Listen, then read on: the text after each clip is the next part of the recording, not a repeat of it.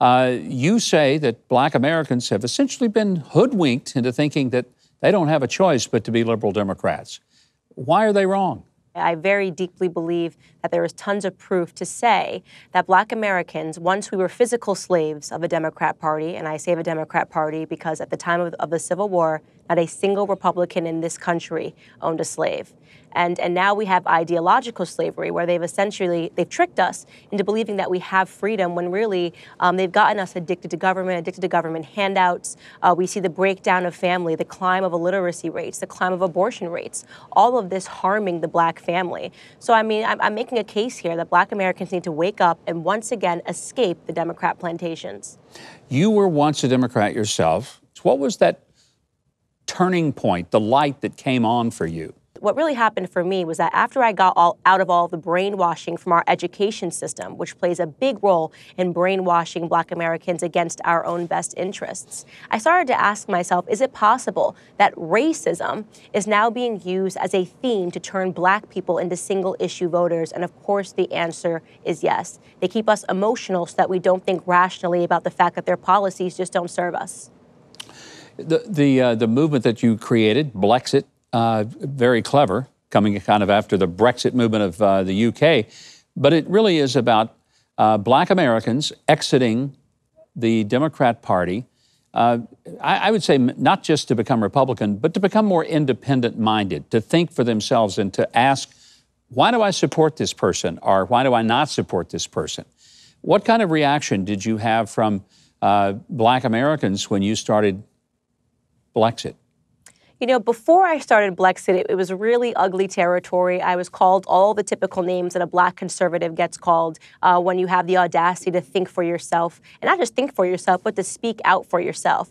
But then something started to change, and there's something changing in this country, and I've called this early. Black Americans are waking up, and they started being grateful to me. When I walk down the street, you know, I live here in D.C., Black Americans come up to me and they say, thank you so much for waking me up. They're realizing that they've been sleeping at the wheel.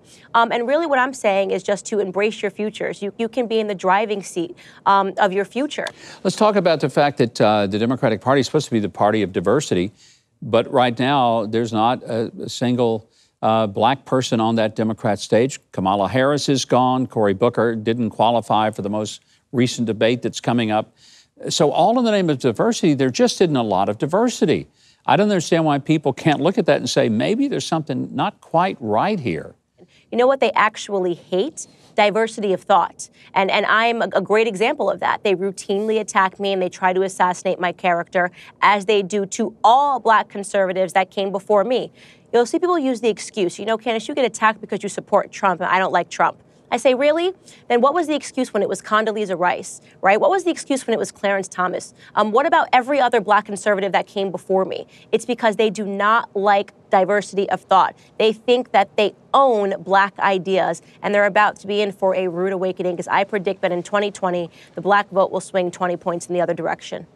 Speaking of the Black vote, big election next year for president. President Trump 4 years ago said, what have you got to lose? And he challenged African Americans to vote for him because he said the policies of the Democrats have led them to very high unemployment rates. Recent numbers have come out just this week. Best numbers ever of employment in the past 50 years, best ever for African Americans.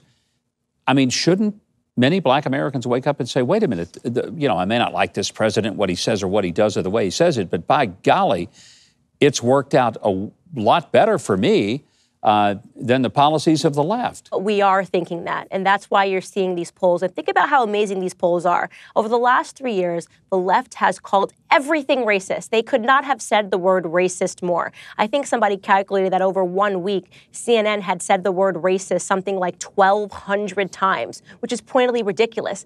I read an article accusing oxygen of being racist and harming Black and Hispanic Americans. You know what's happening? The left is again overplaying their hand. I'm anxious to find out, have you been invited to be on MSNBC or CNN to talk about your book, Blackout? Are they going to let you on and really practice some level of diversity of thought?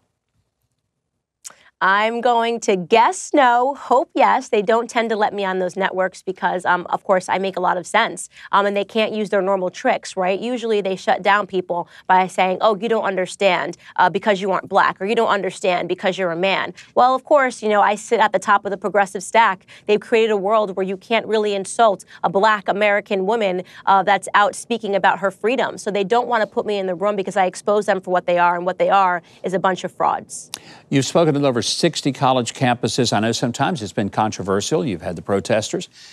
But do you see any hope on the university campuses of America that maybe at least some of these students are waking up, that they're being overwhelmed with nonsense? And is there hope? Give me some. I'm asking you, I think. Is there hope on the academic front out there? There is hope. I see hope every single day. And why I love to go to these college campuses is because I like when they attack me. I like to expose them. We live in the age of social media. I have a ton of followers. If conservatives are so hateful, why aren't we the ones showing up trying to shut down liberal speech? It always works the other way. You see, if I see someone that I disagree with, I want to debate them. I want to hand them a megaphone because I believe that my ideas are better. It's a great way for us to conclude a wonderful conversation. Candace, thank you so much. Delighted to have you back on the show. Thank you so much for having me. Now, you can pre-order Blackout right now from your favorite bookseller, and I hope you will. You can also join the Blexit movement at Blexit.com and BlexitFoundation.org. Be sure to watch or listen to The Candace Owens Show on PragerU.com. Now, also remember that you can follow Candace on Instagram at Real Candace Owens and on Twitter at Real Candace O.